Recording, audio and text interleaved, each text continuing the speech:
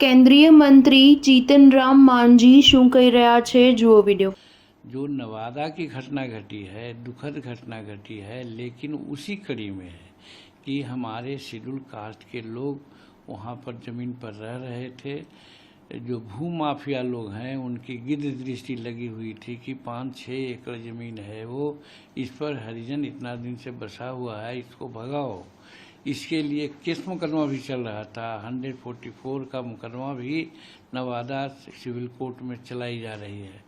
मेरा कहने का मतलब ये है कि ये जो घटना घटी ये प्लांटेड घटना है कि उन लोगों को समझ में था कि 144 का जो निर्णय होता है, जो कब्जाधारी रहता है उसके पक्ष में होता है। तो वो लोग तो भू माफिया है, समझदार है, समझ गया होगा कि अब जब फैसला होगा तो उसके पक्ष में होगा, इसलिए इन लोगों को वहाँ से भगाओ। ये जाहिरतन बात है कि उसमें कुछ शेड्यूल कास्ट के लोग को भी साथ ले लिया, अति पिछड़ा के लोगों को साथ ले लिया, 1-2 को। लेकिन वहाँ तो 100-150 परिवार रहते हैं। तो आगजनी की घटना हुई है, 35-40 घर जले हैं, आदमी घायल हुए हैं, 1 आदमी मरे हैं और सभी अभी एकदम आकाश के तले जीवन व्यतीत कर रहे हैं। हमारी बातें वहाँ के एसपी और कलेक्टर दोनों से हुई। एसपी से बात इसलिए हुई कि अभी तक के कौन कार्रवाई आपने किया। तो एसपी ने कहा कि हम पकड़ाधारी कर रहे हैं, 15 आदमियों को हमने अरेस्ट किया है।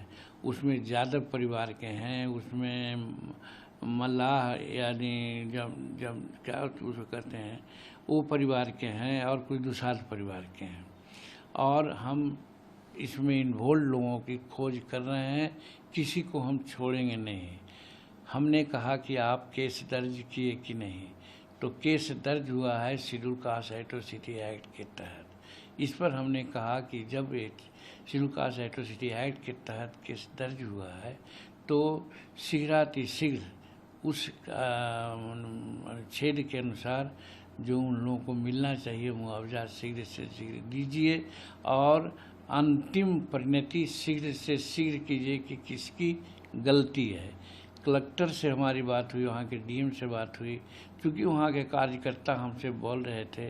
वीडियो काउंसिल पर भी बात हुई जिसमें देखा कि बहुत से लोग पीड़ित हैं, रो रहे हैं। उन लोगों से भी मेरी बात हुई। उन लोगों ने कहा कि मेरे लिए कोई व्यवस्था नहीं, मेरे सारे घर को जला दिया गया है 8 बजे शाम में। तो इस पर कलेक्टर से भी बात हमारी दोबारा हुई और उनको बता दिया गया है कि साहब उनको खाने पीने की व्यवस्था कर दीजिए, जो भी सहाय मद में मिलना अनुमान है वो कर दीजिए। अनुसूचित जाति अत्याचार निवारण नियम के तहत जो अनुमान राशि है शीघ्र दे दीजिए, उनका आवास बना दीजिए, चाहे प्रधानमंत्री आवास योजना हो या बिहार सरकार के मुख्यमंत्री आवास योजना के तहत। और वो जो ज़मीन है उस पर 144 जो चल रहा है उसको सरकार देख ले और देख करके उनका जो जिस पर कब्जा है उन लोगों को उन पर बास की ज़मीन का पर्चा हो या खेती करने